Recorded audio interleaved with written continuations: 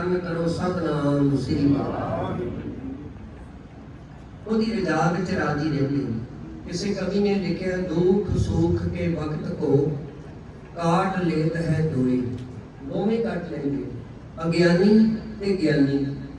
ਗਿਆਨੀ ਵੀ ਕੱਟ ਲੈਂਦਾ ਤੇ ਅਗਿਆਨੀ ਵੀ ਕੱਟ ਲੈਂਦਾ, ਪਰ ਕੱਟਣ ਵਿੱਚ ਫਰਕ ਹੈ। ਗਿਆਨੀ ਕਾਟੇ ਹੰਸ ਕੇ, ਅਗਿਆਨੀ ਕਾਟੇ ਰੋਏ। ਕਹਿੰਦੇ ਜਿਹੜਾ ਗਿਆਨਵਾਨ ਪੁਰਸ਼ ਹੈ ਉਹ ਹੱਸ ਕੇ ਕੱਟਦਾ ਹੈ। ਸਮਾਂ ਮਾੜਾ ਆ ਜਾਏ, ਦੁੱਖ ਆ ਜਾਏ, ਉਹਨੂੰ ਸੱਤ ਕਰਕੇ ਮੰਨਦਾ ਹੈ। ਲੇਕਿਨ ਜਿਹੜਾ ਅਗਿਆਨੀ ਪੁਰਸ਼ ਹੈ ਉਸ ਸਮੇਂ ਨੂੰ ਰੋ ਕੇ ਬਤਾਉਂਦਾ ਹੈ। ਸੋ ਜਿਹੜੇ ਮਹਾਂਪੁਰਸ਼ ਨੇ ਉਹਨਾਂ ਦੇ ਸੰਬੰਧ ਵਿੱਚ ਲਿਖਿਆ, ਜੋ ਕਿਛ ਕਰੈ ਸੋਈ ਪ੍ਰਭ ਮਾਨੈ, ਕੋਈ ਰਾਮ ਨਾਮ ਰੰਗ ਰਾਤੇ। ਪਰਮੇਸ਼ਰ ਦੇ ਨਾਮ ਵਿੱਚ ਰਤੇ ਹੋਏ ਰਹਿੰਦੇ ਨੇ। ਤਿਨ ਕੀ ਸੋਭਾ ਸਭਨੀ ਥਾਈ, ਜਿਨ ਪ੍ਰਭ ਕੇ ਚਰਨ ਪਰਾਪੇ। ਜਿਨ੍ਹਾਂ ਨੇ ਪ੍ਰਭੂ ਦੇ ਚਰਨ ਪਰਸ ਲਏ, ਜਿਨ੍ਹਾਂ ਨੇ ਪ੍ਰਭੂ ਦੇ ਚਰਨ ਪਕੜ ਲਏ, ਜਿਹੜਾ ਉਹਨਾਂ ਦੇ ਚਰਨੀ ਲੱਗ ਗਿਆ, ਢਹਿ ਗਿਆ ਚਰਨਾਂ ਵਿੱਚ, ਉਹਨਾਂ ਦੀ ਸੋਭਾ ਇਸ ਲੋਕ ਵਿੱਚ ਵੀ ਕਾਇਮ ਰਹਿੰਦੀ ਹੈ ਤੇ ਪਰਲੋਕ ਵਿੱਚ ਵੀ ਕਾਇਮ ਰਹਿੰਦੀ ਹੈ। ਉਸ ਸੋਭਾ ਨੂੰ ਮਿਟਾਇਆ ਨਹੀਂ ਜਾ ਸਕਦਾ, ਕਿਉਂਕਿ ਉਹ ਸੋਭਾ ਦਾ ਆਧਾਰ ਹੈ ਪਰਮੇਸ਼ਰ ਦਾ ਨਾਮ। ਗੁਰੂ ਸਾਹਿਬ ਜੀ ਕਹਿੰਦੇ, ਜਨ ਕੀ ਉਸਤਤ ਹੈ ਰਾਮ ਨਾਮਾ, ਦਹਿ ਦਿਸ ਸੋਭਾ ਪਾਈ। ਦਸੇ ਦਿਸ਼ਾਵਾਂ ਵਿੱਚ ਪਰਮੇਸ਼ਰ ਦੇ ਪਿਆਰੇ ਸੋਭਾ ਪਾਉਂਦੇ ਨੇ। ਕਿਸ ਚੀਜ਼ ਦਾ ਸਦਕਾ? ਪਰਮੇਸ਼ਰ ਦੇ ਨਾਮ ਦਾ ਸਦਕਾ। ਉਹਨਾਂ ਦੀ ਉਸਤਤ ਨਾਮ ਤੇ ਖੜੋਤੀ ਹੈ, ਉਹਦੀ ਨਿਉ ਹੈ ਨਾਮ। ਤੇ ਜਿਹੜੀ ਸੋਭਾ, ਜਿਹੜੀ ਉਸਤਤ ਨਾਮ ਤੇ ਨਾ ਹੋਏ, ਮਾਇਆ ਤੇ ਆਧਾਰਿਤ ਹੋਏ, ਉਹ ਸੋਭਾ ਥੋੜ੍ਹੀ ਚਿਰੀ ਹੁੰਦੀ ਹੈ। ਥੋੜਾ ਜਿਹਾ ਸਮਾਂ ਲੋਕ ਸਤਿਕਾਰ ਕਰਦੇ ਨੇ, ਲੇਕਿਨ ਜਦੋਂ ਉਹ ਪਦਵੀ ਤੋਂ ਹਟ ਜਾਏ ਉਦੋਂ ਸਤਿਕਾਰ ਵੀ ਨਾਲ ਹੀ ਚਲਾ ਜਾਂਦਾ ਹੈ, ਸੋਭਾ ਵੀ ਨਾਲ ਹੀ ਚਲੀ ਜਾਂਦੀ। ਸਾਡੇ ਦੇਸ਼ ਵਿੱਚ ਕਿੰਨੇ ਪ੍ਰਧਾਨ ਮੰਤਰੀ ਬਣ ਚੁੱਕੇ ਨੇ, ਅੱਜ ਕੋਈ ਉਹਨਾਂ ਦਾ ਨਾਮ ਲੈਂਦਾ ਹੈ? ਮੰਨ ਲਓ ਜਿਹੜਾ ਮੌਕੇ ਤੇ ਪ੍ਰਧਾਨ ਮੰਤਰੀ ਹੈ ਉਹ ਤੇ ਇਸ ਵੇਲੇ ਪਦਵੀ ਤੇ ਉਹ ਤੇ ਬੈਠਾ ਹੈ ਨਾ, ਇਸ ਕਰਕੇ ਲੋਕਾਂ ਵਿੱਚ ਸਤਿਕਾਰ ਹੈ।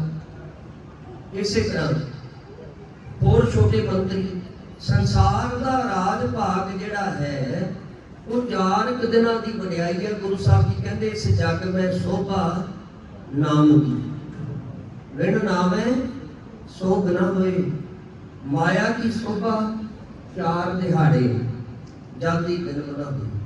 ਮਾਇਆ ਦੀ ਸੋਭਾ 4 ਦਿਨਾਂ ਦੀ ਹੈ ਤੇ ਜਾਣ ਲੱਗਿਆ ਉਹਨੂੰ ਦੇਰੀ ਨਹੀਂ ਲੱਗਦੀ। ਤੋ ਸਾਧ ਸੰਗਤ, ਮਹਾਂਪੁਰਸ਼ਾਂ ਦੀ ਜੋ ਘਾਲ ਕਮਾਈ ਹੈ, ਉਹਨਾਂ ਦਾ ਸਦਕਾ ਸੰਤ ਬਾਬਾ ਈਸ਼ਰ ਸਿੰਘ ਜੀ, ਜਿਹੜੇ ਕਿ 5 ਭੂਤਕ ਚੋਲਾ ਤਿਆਗੇ ਨੂੰ ਕਿੰਨੇ ਸਾਲ ਹੋ ਗਏ ਨੇ, ਲੇਕਿਨ ਅਜੇ ਵੀ ਸੰਸਾਰ ਵਿੱਚ ਉਹਨਾਂ ਦਾ ਪਿਆਰ, ਸਤਿਕਾਰ, ਇੱਜ਼ਤ, ਸੋਭਾ, ਵਡਿਆਈ ਕਾਇਮ ਹੈ, ਉਸੇ ਤਰ੍ਹਾਂ ਹੀ ਕਾਇਮ ਹੈ। ਤੇ ਸਾਧ ਸੰਗਤ, ਧੰਨ ਧੰਨ ਬਾਬਾ ਈਸ਼ਰ ਸਿੰਘ ਜੀ ਮਹਾਰਾਜ ਨਾਨਕਸਰ ਵਾਲਿਆਂ ਨਾਲ ਉਹਨਾਂ ਦਾ ਬੜਾ ਪਿਆਰ ਸੀ। ਇੱਕ ਵਾਰੀ ਨਾਨਕਸਰ ਆਏ ਬਾਬਾ ਈਸ਼ਰ ਸਿੰਘ ਜੀ ਮਹਾਰਾਜ ਨੇ ਉਹਨਾਂ ਨੂੰ ਗੁਰੂ ਸਾਹਿਬਾਂ ਦੇ ਅਸਥਾਨ ਦਿਖਾਏ। ਇੱਕ ਸੱਚਖੰਡ ਜਿਹੜਾ ਵਿਚਾਲੇ ਹੈ ਉਹ ਦਿਖਾਇਆ, ਫਿਰ ਉੱਪਰਲੀ ਮੰਜ਼ਲ ਦਾ, ਫਿਰ ਉਹ ਤੋਂ ਉੱਪਰਲੀ ਮੰਜ਼ਲ ਦਾ, ਫਿਰ ਭੋਰੇ ਦਾ, ਫਿਰ ਬਾਰਾਂਦਰੀ, ਫਿਰ ਦੂਜੇ ਪਾਸੇ ਜਾ ਕੇ ਜਿੱਥੇ ਰੋਜ਼ ਕੀਰਤਨ ਹੁੰਦਾ ਹੈ। ਅਲੱਗ-ਅਲੱਗ ਬਾਬਾ ਜੀ ਨੇ ਦੱਸਿਆ ਕਿ ਗੁਰੂ ਸਾਹਿਬ ਜੀ ਨੂੰ ਇਸ ਤੋਂ ਇਸ ਮਹੀਨੇ ਤੱਕ ਇਸ ਸੱਚਖੰਡ ਵਿੱਚ ਰੱਖਦੇ ਆ, ਕਿਉਂਕਿ ਮੌਸਮ ਮੁਤਾਬਕ। ਉਹਨਾਂ ਸਮਿਆਂ 'ਚ ਨਾ ਹੀ ਅੱਜ ਕੱਲ੍ਹ ਵਰਗਾ ਹੀਟ ਦਾ ਪ੍ਰਬੰਧ ਹੁੰਦਾ ਸੀ ਤੇ ਨਾ ਹੀ ਅੱਜ ਕੱਲ੍ਹ ਵਰਗਾ ਠੰਡ ਦਾ, ਕੂਲਿੰਗ ਦਾ ਪ੍ਰਬੰਧ ਹੁੰਦਾ ਸੀ। ਇਸ ਕਰਕੇ ਸੱਚਖੰਡ ਕੋਈ ਭੋਰੇ 'ਚ ਸੀ, ਕੋਈ ਵਿਚਕਾਰ ਸੀ, ਕੋਈ ਉੱਪਰ ਸੀ। ਮੌਸਮ ਮੁਤਾਬਕ ਗੁਰੂ ਸਾਹਿਬ ਜੀ ਨੂੰ ਉਸ ਜਗ੍ਹਾ ਤੇ ਲਿਜਾਇਆ ਜਾਂਦਾ ਸੀ ਜਿੱਥੇ ਮੌਸਮ ਅਨੁਕੂਲ ਹੁੰਦਾ ਸੀ। ਤੇ ਬਾਬਾ ਈਸ਼ਰ ਸਿੰਘ ਜੀ ਮਹਾਰਾਜ ਰਾਣਾ ਸਾਹਿਬ ਵਾਲੇ, ਉਹਨਾਂ ਦੇ ਨਾਲ ਸਨ ਸੇਵਾਦਾਰ। ਤੇ ਬਾਬਾ ਜੀ ਨੂੰ ਕਹਿਣ ਲੱਗੇ, ਜੀ ਤੁਸੀਂ ਸਾਨੂੰ ਗੁਰੂ ਸਾਹਿਬਾਂ ਦੇ ਅਸਥਾਨ ਕਮਰੇ ਤਾਂ ਦਿਖਾ ਦਿੱਤੇ, ਕੋਈ ਆਪਣਾ ਕਮਰਾ? ਬਾਬਾ ਜੀ ਕਹਿਣ ਲੱਗੇ, ਸਾਡਾ ਕਮਰਾ ਤਾਂ ਗੁਰੂ ਸਾਹਿਬ ਦੇ ਚਰਨਾਂ 'ਚ ਹੈ, ਉਚਾਰਨ ਕਰੋ ਸਤਨਾਮ ਸ੍ਰੀ ਵਾਹਿਗੁਰੂ। ਤੇ ਨਾਲ ਹੀ ਬਾਬਾ ਜੀ ਨੇ ਇੱਕ ਵਚਨ ਕੀਤਾ, ਸਾਡਾ ਕਮਰਾ ਇੱਥੇ ਨਹੀਂ ਦਰਗਾਹ ਵਿੱਚ ਹੈ, ਉਚਾਰਨ ਕਰੋ ਸਤਨਾਮ।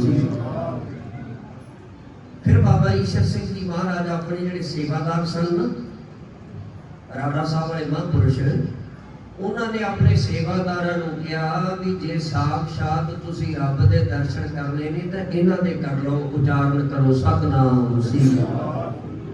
ਤੇ ਬਾਬਾ ਈਸ਼ਰ ਸਿੰਘ ਜੀ ਮਹਾਰਾਜ ਕਿਉਂਕਿ ਨਿਮਰਤਾ ਦੇ ਪੁੰਜ ਸਨ, ਕਲੇਰਾਂ ਵਾਲੇ ਬਾਬਾ ਈਸ਼ਰ ਸਿੰਘ ਜੀ ਮਹਾਰਾਜ ਅੱਗੋਂ ਕਹਿਣ ਲੱਗੇ, ਆਪਣੇ ਜਿਹੜੇ ਮਹਿੰਗਮ ਸਨ ਨਾ ਉਹਨਾਂ ਨੂੰ ਕਹਿਣ ਲੱਗੇ ਜੇ ਰੱਬ ਦੇ ਪਿਤਾ ਦੇ ਦਰਸ਼ਨ ਕਰਨੇ ਨੇ ਤੇ ਇਹਨਾਂ ਦੇ ਕਰ ਲਓ, ਉਚਾਰਨ ਕਰੋ ਸਤਨਾਮ ਸ੍ਰੀ। ਸੋ ਐਸਾ ਪਿਆਰ ਸੀ। तो महापुरुषों की जी कमाई है, कमाई के पिछे उन्हों की घालना, संसार में उन्हों का सत्कार शोभा वडियाई जो सानू दिखाई देती है ना, उहदे पिछे उन्हों की घालना खड़ोती हुई। भाई साहब भाई गुरदास जी ने 2 कवित लिखे ने, वैसे मैं एक आप जी को सरवण करवाना। उहदे विच एक मिसाल दी है अन्न की।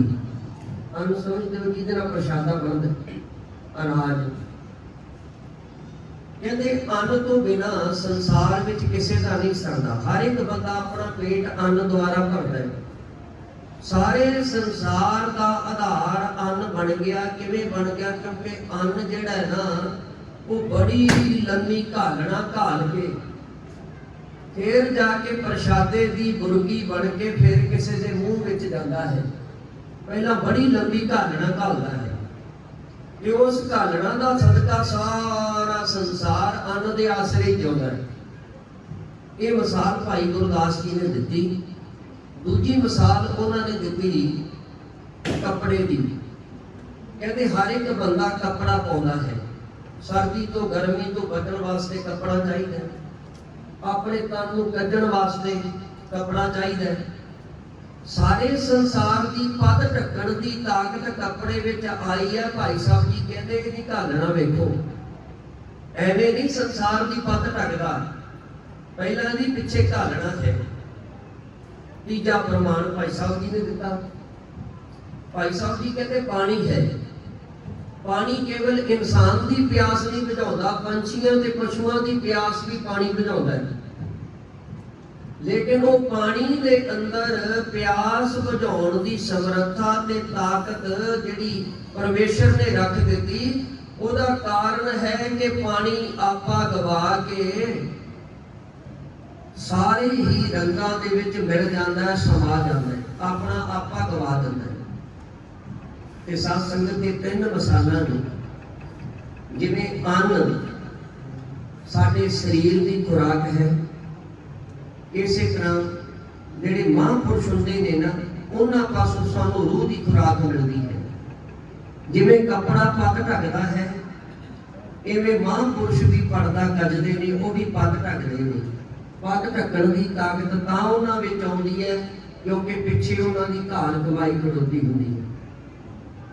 तीजा प्रमाण, जे पानी प्यास बुझाउंदा है ते साडे आत्मा दी रूहां की जिहड़ी अंदर की प्यास है वो नाम अमृत दे के महापुरुष बुझाउंदे ने। ये प्यास बुझाउण की समर्था भी उन्हां विच आउंदी है घालना ते कमाई करके। भाई साहब जी ने, भाई गुरदास जी ने 3 प्रमाण दिते ने। जैसे अन्न आद, आदि अंत, आद तो लैके अंत तक जिहड़ा अन्न है। जैसे अनाद आदि अंत पर्यंत हंत।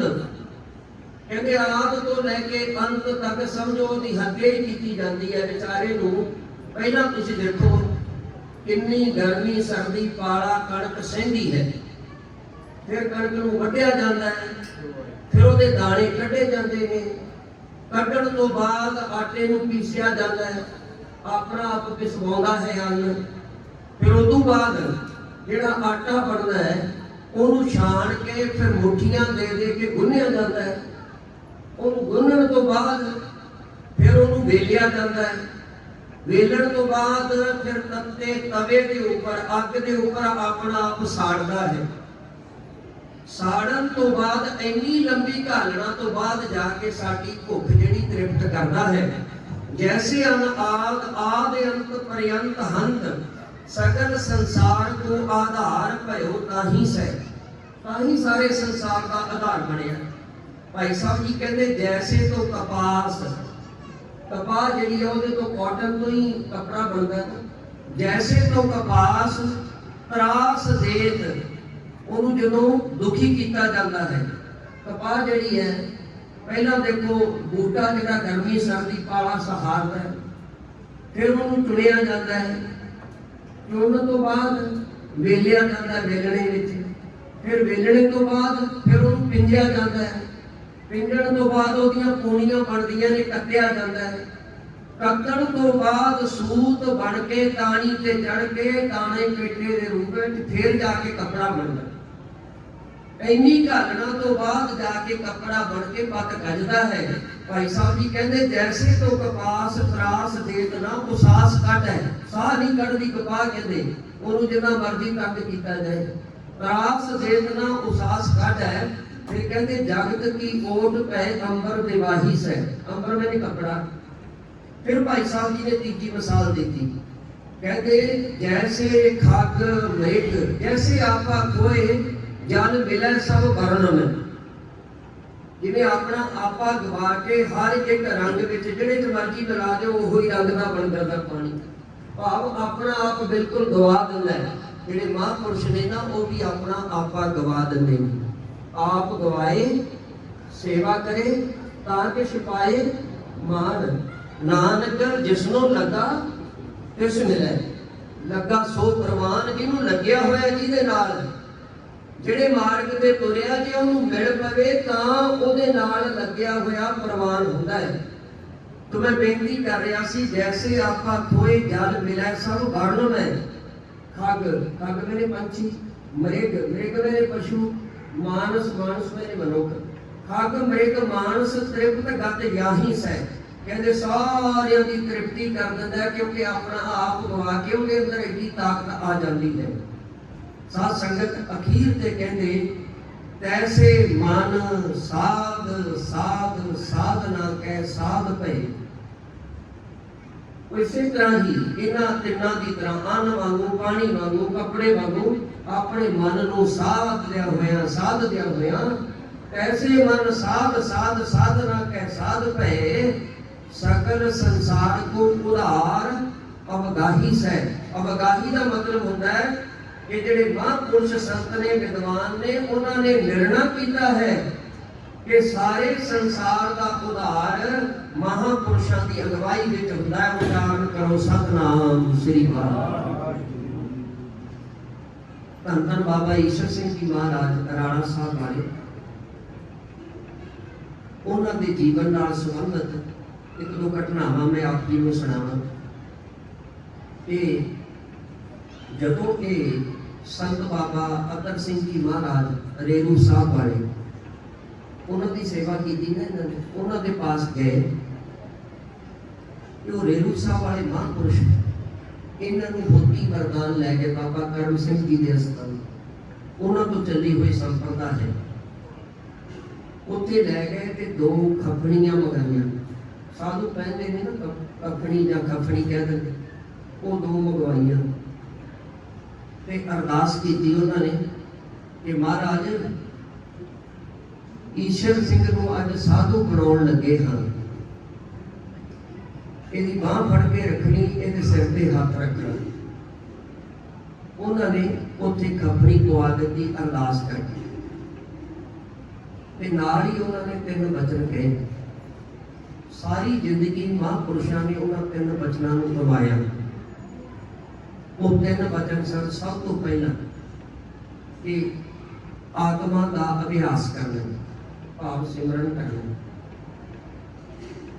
ਦੂਜੇ ਨੰਬਰ ਤੇ ਆਪਣੀ ਆਤਮ ਸਨਮਾਨ ਨੂੰ ਝੁਕਣ ਨਹੀਂ ਦੇਣਾ, ਗਿਰਨ ਨਹੀਂ ਦੇਣਾ। ਆਤਮ ਸਨਮਾਨ ਨੂੰ ਗਿਰਨ ਨਹੀਂ ਦੇਣਾ। ਆਤਮ ਸਨਮਾਨ ਕਦੋਂ ਗਿਰਦਾ ਹੈ?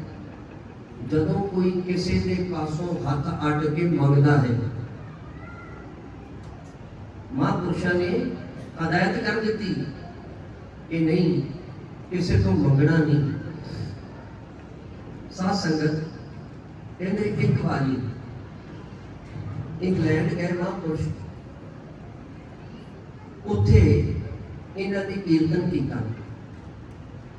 ਤੇ ਕੀਰਤਨ ਤੋਂ ਬਾਅਦ ਇੱਕ ਸਿੰਘ ਸੀ ਜਿਹਦਾ ਨਾਮ ਸੀ ਭਾਈ ਬਚਿੱਤਰ ਸਿੰਘ ਸੌਥਾਲ। ਗੁਰਦੁਆਰੇ ਕੀਰਤਨ ਕੀਤਾ ਤੇ ਉਹ ਨਾ ਇੱਕ ਝੋਲਾ ਜਿਹੜਾ ਸੀ ਮਾਇਆ ਦਾ ਪੌਂਡਾ ਦਾ ਭਰ ਕੇ ਲੈ ਆਇਆ। ਉਹ ਜਿਹੜੀ ਸੰਗਤ ਵੱਲੋਂ ਪੈਸੇ ਹੋਏ ਸਨ ਨਾ, ਮਾਇਆ ਹੋਈ ਸੀ, ਕਿ ਉਹ ਸਾਰੇ ਪੈਸੇ ਝੋਲੇ 'ਚ ਪਾ ਕੇ ਲਿਫਾਫੇ 'ਚ ਪਾ ਕੇ ਲੈ ਆਇਆ ਤੇ ਬਾਬਾ ਜੀ ਨੂੰ ਕਹਿਣ ਲੱਗਿਆ ਕਿ ਮਹਾਂਪੁਰਸ਼ੋ ਆ ਕੁਛ ਪੈਸੇ ਨੇ। ਕਿੰਨੇ ਉਹਨਾਂ ਨੇ ਦੱਸੇ? 10,000 ਪੌਂਡ। ਇਹ 10,000 ਪੌਂਡ ਹੈ। ਤੇ ਬਾਬਾ ਜੀ ਕਹਿਣ ਲੱਗੇ ਕਿ ਇੱਥੇ ਗੁਰੂ ਘਰ ਦੀ ਸੇਵਾ ਚ ਲਾ ਦਿਓ। ਉਹ ਕਹਿਣ ਲੱਗੇ ਮਹਾਰਾਜ ਕਰਮ ਸਾਹਿਬ ਲੈ ਜਾਇਓ ਰਾੜਾ ਸਾਹਿਬ। ਕਹਿਣ ਲੱਗੇ ਉੱਥੇ ਵੀ ਗੁਰੂ ਨਾਨਕ ਸਾਹਿਬ ਜੀ ਦਾ ਸਥਾਨ ਹੈ ਤੇ ਜਿਹੜਾ ਇਹ ਹੈ ਇਹ ਵੀ ਗੁਰੂ ਨਾਨਕ ਸਾਹਿਬ ਜੀ ਦਾ ਸਥਾਨ ਹੈ। ਉੱਥੇ ਵੀ ਰਹਿਮਤ ਉਹਦੀ ਵਰਤਦੀ ਹੈ ਤੇ ਇੱਥੇ ਵੀ ਉਹਦੀ ਵਰਤਦੀ ਹੈ। ਅਸਥਾਨਾਂ 'ਚ ਕੀ ਫਰਕ ਹੈ? ਇੱਥੇ ਸੇਵਾ ਚਲਾ ਦਿਓ। ਸੋ ਮਹਾਂਪੁਰਸ਼ਾਂ ਦੀ ਜਿਹੜੀ ਵਡਿਆਈ ਹੈ ਉਹ ਐਵੇਂ ਨਹੀਂ ਹੁੰਦੀ। ਤੀਸਰਾ ਵਚਨ ਮਹਾਂਪੁਰਸ਼ਾਂ ਨੇ ਕੀਤਾ ਕਿ ਜਦੋਂ ਤੱਕ ਇਹ ਸਰੀਰ ਰਹੇ, ਭਾਵ ਕਿਸੇ ਦੀ ਮੁਹਤਾਜੀ ਨਹੀਂ ਕਰਨੀ, ਬੇਮੁਹਤਾਜਗੀ ਵਿੱਚ ਰਹਿਣਾ ਹੈ। ਤੇ ਸਾਧ ਸੰਗਤ ਜਿਸ ਗੁਰੂ ਦੀ ਹਜ਼ੂਰੀ ਵਿੱਚ ਆਪਾਂ ਬੈਠੇ ਹਾਂ, ਸਾਡਾ ਗੁਰੂ ਬੇਮੁਹਤਾਜ ਹੈ। ਸਤਿਗੁਰ ਮੇਰਾ ਬੇਮੁਹਤਾਜ, ਸਤਿਗੁਰ ਮੇਰਾ ਸੱਚਾ ਸਾਥ। ਗੁਰੂ ਸਾਡਾ ਬੇਮੁਹਤਾਜ ਹੈ ਤੇ ਜਿਹੜਾ ਇਹਨਾਂ ਦੀ ਸ਼ਰਨ ਵਿੱਚ ਆ ਜਾਂਦਾ ਹੈ ਉਹ ਬੇਮੁਹਤਾਜ ਰਹਿੰਦਾ ਹੈ। ਧੰਨ ਬਾਬਾ ਗੁਰਦੇਵ ਸਿੰਘ ਜੀ ਨਾਨਕਸਰ ਵਾਲੇ, ਜਿਨ੍ਹਾਂ ਨੇ ਬਾਬਾ ਈਸ਼ਰ ਸਿੰਘ ਜੀ ਮਹਾਰਾਜ ਨਾਨਕਸਰ ਵਾਲਿਆਂ ਦੇ ਪਾਸ ਸੰਨ 1951 ਤੋਂ ਲੈ ਕੇ 63 ਤੱਕ 12 ਸਾਲ ਸੇਵਾ ਕੀਤੀ।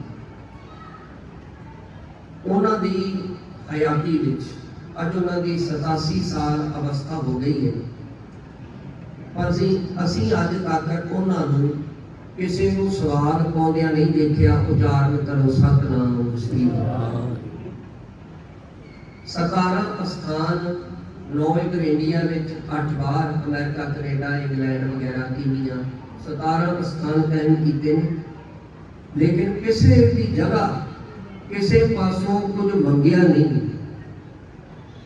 ਤੇ ਉਹਨਾਂ ਸਾਰੇ ਦੇ ਸਾਰੇ ਅਸਥਾਨਾਂ ਤੇ 10 ਘੰਟੇ ਕੀਰਤਨ ਦਾ ਪ੍ਰਵਾਹ ਵੀ ਚੱਲਦਾ ਹੈ। ਪ੍ਰਸ਼ਾਦਾ ਸਾਰੇ ਹੀ ਅਸਥਾਨਾਂ ਦੇ ਬਾਹਰੋਂ ਬਣ ਕੇ ਆਉਂਦਾ ਹੈ, ਭਾਵੇਂ ਉਹ ਕੈਨੇਡਾ ਵਿੱਚ ਨੇ, ਭਾਵੇਂ ਅਮਰੀਕਾ ਵਿੱਚ ਨੇ, ਭਾਵੇਂ ਇੰਗਲੈਂਡ ਵਿੱਚ ਨੇ। ਸਾਰੇ ਅਸਥਾਨਾਂ ਤੋਂ ਹੀ ਪ੍ਰਸ਼ਾਦਾ ਬਾਹਰੋਂ ਬਣ ਕੇ ਆਉਂਦਾ ਤੇ ਟਾਈਮ ਸਿਰ ਆਉਂਦਾ ਹੈ। ਟਾਈਮ ਸਿਰ ਕਿਉਂਕਿ ਗੁਰੂ ਸਾਹਿਬ ਜੀ ਨੂੰ ਥਾਲ ਲਵਾਇਆ ਜਾਂਦਾ। ਸੋ ਮੈਂ ਬੇਨਤੀ ਕਰਾਂ, ਮਹਾਂਪੁਰਸ਼ਾਂ ਦਾ ਜਿਹੜਾ ਜੀਵਨ ਹੈ, ਅਸਲ ਵਿੱਚ ਉਹਨਾਂ ਦੇ ਜੀਵਨ ਵਿੱਚ ਜਿਹੜੀ ਬੇਮੁਹਤਾਜੀ ਹੈ ਉਹਦਾ ਕਾਰਨ ਹੈ ਕਿ ਉਹ ਅਸਲ ਵਿੱਚ ਉਹਦੇ ਨਾਲ ਜੁੜ ਜਾਂਦੇ ਨੇ ਜਿਹੜਾ ਆਪ ਬੇਮੁਹਤਾਜ ਹੈ। तो बाबा ईश्वर सिंह जी महाराज राणा साहब वालिया ने सारी जिंदगी इन्हां 3 वचनां ते पहरा दिता। ते रात नूं इशनान करके कोई 2 बजे के करीब इशनान करके बैठ जाते सन। 3 बजे के करीब आके हदायत की हुंदी सी सेवादार नूं, हजूरीए नूं, भी हौली देने आके तू सतनाम का आवाजा देना है, क्या लैके होनी है, हौली देने। जे ते असीं अखां खोल लईए ते ठीक है, तू 2 वारी 3 वारी सतनाम वाहिगुरू कहना है। जे असीं नेत्र ना खोलीए ते चाह वापस ले जानी है, सानू हिलाउणा नहीं। उच्चारण करो सतनाम श्री अकाल। तकरीबन सवेर तक समाधि विच रहिंदे सन। रात को 2 बजे तो लैके सवेरे कोई 7-8 बजे तक समाधि में रहते थे। तो साध संगत मैं बेनती करा, एक मैं घटना आप जी को भी सुनावा। ज्ञानी बिंदरपाल जी उन्होंने एक घटना मैनू आप सुनाई। वो कहते कि दुखनवार साहब जो गुरुद्वारा है ना, उत्थे असीं कथा करते सन ते कथा करके ते असीं जा रहे सन घर नूं। तो गुरुद्वारे की बिल्डिंग बन रही सी ते नेड़े आसे पासे दे घरां दीयां बिल्डिंगां उन्होंने गुरु घर वालियां ने लईआं सन। ते जांदिआं कहंदे एक फोटो पई सी महापुरुषां दी। ਆਹ ਹੀ ਤਕਰੀਬਨ ਫੋਟੋ ਉਹਨਾਂ ਨੇ ਕਿਹਾ ਕਿ ਉਹਦੇ ਪਿੱਛੇ ਲਾਲ ਕੱਪੜਾ ਸੀ ਤੇ ਫੋਟੋ ਡਿੱਗੀ ਪਈ ਸੀ ਥੱਲੇ ਪੈਰਾਂ 'ਚ ਮਿੱਟੀ 'ਚ। ਕਹਿੰਦੇ ਪਹਿਲਾਂ ਮੇਰਾ ਖਿਆਲ ਆਇਆ ਵੀ ਫੋਟੋ ਚੱਕ ਲਈਏ, ਫਿਰ ਕਹਿੰਦੇ ਮਿਸ਼ਨਰੀ ਖਿਆਲਾਤ ਸਨ ਕਿਹਾ ਵੀ ਛੱਡ ਪਰਾਂ, ਇਹ ਸੰਤ ਮਹਾਂਪੁਰਸ਼ਾਂ ਨੇ ਪ੍ਰਪੰਚ ਕਰਦੇ। ਫਿਰ ਕਹਿੰਦੇ ਮੇਰੇ ਮਨ 'ਚ ਖਿਆਲ ਆਇਆ ਵੀ ਤੂੰ ਸੰਤ ਸਮਝ ਕੇ, ਮਹਾਂਪੁਰਸ਼ ਸਮਝ ਕੇ ਨਾ ਚੱਕ, ਕੋਈ ਗੁਰਸਿੱਖ ਸਮਝ ਕੇ ਹੀ ਫੋਟੋ ਚੱਕ ਲੈ, ਪੈਰਾਂ 'ਚ ਰੁਲ ਰਹੀ ਹੈ। ਫੋਟੋ ਚੱਕ ਕੇ ਕਹਿੰਦੇ ਮੈਂ ਘਰ ਲੈ ਗਿਆ ਤੇ ਆਪਣੀ ਘਰ ਵਾਲੀ ਨੂੰ, ਸਿੰਘਣੀ ਨੂੰ ਕਿਹਾ ਵੀ ਆ ਅੰਦਰ ਕਮਰੇ 'ਚ ਚੰਗੀ ਤਰ੍ਹਾਂ ਸਵਾਰ ਕੇ ਰੱਖ। ਉਹ ਕਹਿੰਦੇ ਉਸ ਰਾਤ ਮੈਨੂੰ ਕਹਿੰਦੇ ਸੁਪਨਾ ਆਇਆ ਤੇ ਸੁਪਨੇ ਵਿੱਚ ਮਹਾਂਪੁਰਸ਼ਾਂ ਨੇ ਦਰਸ਼ਨ ਦਿੱਤੇ। ਇੱਕ ਉਹਨਾਂ ਨੇ ਹੋਰ ਘਟਨਾ ਸੁਣਾਈ, ਕਹਿੰਦੇ ਮੇਰੇ ਘਰ ਵਾਲੀ, ਮੈਂ ਤੇ ਬਾਹਰ ਗਿਆ ਹੋਇਆ ਸਾਂ, ਉਹਨਾਂ ਦਿਨਾਂ 'ਚ ਕਹਿੰਦੇ ਕੋਈ ਆਮ ਸਧਾਰਨ ਹਾਲਤ ਸੀ, ਕਹਿੰਦੇ ਮੇਰੀ ਗਰੀਬੀ ਦੀ ਹਾਲਤ ਸੀ ਸਪਸ਼ਟੀਕਰਨ। ਉਹ ਕਹਿੰਦੇ ਕਿ ਮੇਰੀ ਸਿੰਘਣੀ ਨੇ ਮੈਨੂੰ ਦੱਸਿਆ ਵੀ ਮੈਨੂੰ ਨਾ ਮਹਾਂਪੁਰਸ਼ਾਂ ਦਾ ਇੱਕ ਸੁਪਨਾ ਆਇਆ ਹੈ ਤੇ ਮੈਂ ਉਹਨਾਂ ਦੇ ਅਸਥਾਨ ਤੇ ਝਾੜੂ ਮਾਰ ਰਹੀ ਹਾਂ ਤੇ ਮਹਾਂਪੁਰਸ਼ ਬੈਠੇ ਸਨ ਕੁਰਸੀ ਤੇ ਬੈਠੇ ਸਨ ਤੇ ਕਹਿੰਦੇ ਮੈਂ ਨੇੜੇ ਗਈ ਤੇ ਕੁਛ ਨਾ ਫਲਾਂ ਦੇ ਛਿਲਕੇ ਪਏ ਸਨ, ਜਿਵੇਂ ਕੇਲੇ ਜਾਂ ਕੋਈ ਹੋਰ ਜਿਹੜੇ ਫਲ ਸਨ ਉਹਨਾਂ ਦੇ ਛਿਲਕੇ ਪਏ ਸਨ। ਤੇ ਉਹ ਮਹਾਂਪੁਰਸ਼ ਕਹਿਣ ਲੱਗੇ ਬੀਬੀ ਆ ਛਿੱਲੜ ਚੱਕ ਕੇ ਝੋਲੀ 'ਚ ਪਾ ਲੈ। ਕਹਿੰਦੇ ਮੇਰੀ ਸਿੰਘਣੀ ਨੇ ਕਹਿੰਦੇ ਮੈਨੂੰ ਆਹ ਗੱਲ ਦੱਸੀ ਫੋਨ ਤੇ ਮੈਂ ਕਹਿੰਦੇ ਉਹਨੂੰ ਕਿਹਾ ਭਗਵਾਨ ਨੇ ਜਿਹੜੇ ਤੈਨੂੰ ਝੋਲੀ ਵਿੱਚ ਕਿਹਾ ਨਾ ਛਿੱਲੜ ਪਾ ਲੈ, ਇਹ ਮਹਾਂਪੁਰਸ਼ਾਂ ਵਾਸਤੇ ਮਾਇਆ ਛਿੱਲੜੀ ਹੁੰਦੀ ਆ, ਉਚਾਰਨ ਕਰੋ ਸਤਨਾਮ ਸ੍ਰੀ ਵਾਹਿਗੁਰੂ। ਉਹਨਾਂ ਨੇ ਤੇਰੀ ਝੋਲੀ 'ਚ ਮਾਇਆ ਪਾ ਦਿੱਤੀ ਆ, ਉਚਾਰਨ ਕਰੋ ਸਤਨਾਮ ਸ੍ਰੀ। तो साध संगत आज देख लो वो कितने नहीं। सो समा काफ़ी हो गया, महापुरुष आए ने, उन्होंने भी हाज़री भरनी है। असी बाबा जी के स्थान तो भाई हंसवीर सिंह जी होरां दे कहण ते, भाई अवतार सिंह जी होरां दे कहण ते आए हाँ। आप जी ने साडे जथे की हाज़री प्रवान करनी। गुरु साहब जी का बहुत बहुत धन्यवाद, महापुरुषों का बहुत बहुत धन्यवाद, इतों के प्रबंधकों का, सारे ही इतों के जथे का बहुत बहुत धन्यवाद, आप सारिया संगतां का बहुत बहुत धन्यवाद। इन्नी को हाज़री आप जी ने प्रवान करनी, भुलां चुकां दी क्षमा करनी। फतेह बनाओ जी। वाहिगुरू जी का खालसा वाहिगुरू।